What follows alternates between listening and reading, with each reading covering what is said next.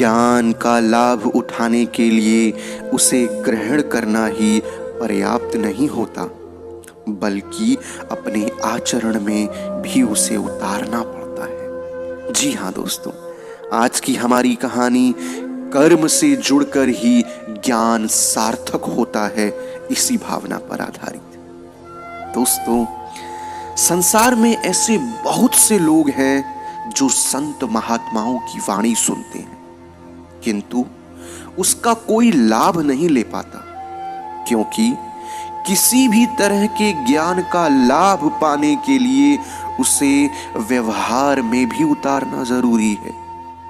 भगवान बुद्ध की धर्म सभा में प्रवचन सुनने के लिए एक व्यक्ति नियमित रूप से आया करता था। उसका यह क्रम 1 महीने तक चला, किंतु उसके जीवन पर कोई प्रभाव नहीं पड़ा।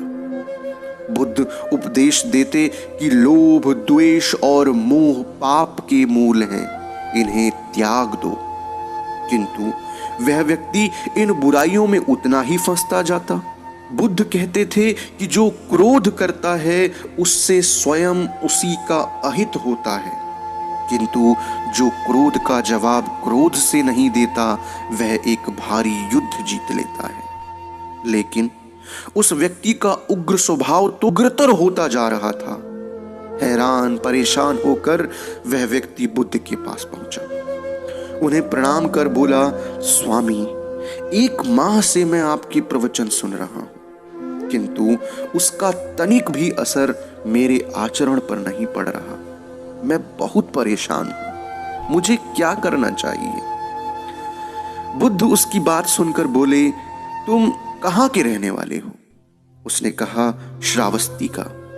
बुद्ध ने अगला प्रश्न किया, यहां राजगृह से श्रावस्ती कितना दूर है? उसने अनुमान लगाकर बता दिया। बुद्ध ने पूछा कि यहां से वहां तक कैसे जाते हो? उसने कहा, सवारी से। बुद्ध ने पुनः जिज्ञासा प्रकट की कि कितना समय लगता है? उस व्यक्ति ने हिसाब लगाकर बता दिया। बुद्ध ने एक और प्रश्न कहा, अब यह बताओ कि यहां बैठे बैठे राजगृह पहुंच सकते हो? उसने बोला, यह कैसे हो सकता है? वहां पहुंचने के लिए तो चलना होगा ना।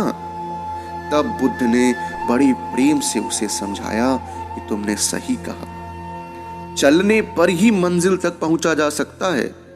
इसी तरह अच्छी बातों का असर तभी पड़ता है जब उन पर अमल किया जाए।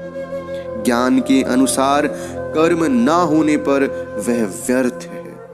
उस व्यक्ति को अपनी गलती समझ में आ गई और उसने तदनुरूप सुधार कर लिया, जिससे उसका जीवन सदाचारी बन गया। तो प्यारे दोस्तों, इस छोटी सी कहानी में इतना ही। यदि ये कहानी आप सभी के दिल को छू पाई तो प्लीज कहानियों का ढाबा चैनल को सब्सक्राइब कीजिएगा, वीडियो को लाइक कीजिएगा। मिलते हैं एक और नई एवं शानदार कहानी में, तब तक के लिए धन्यवाद।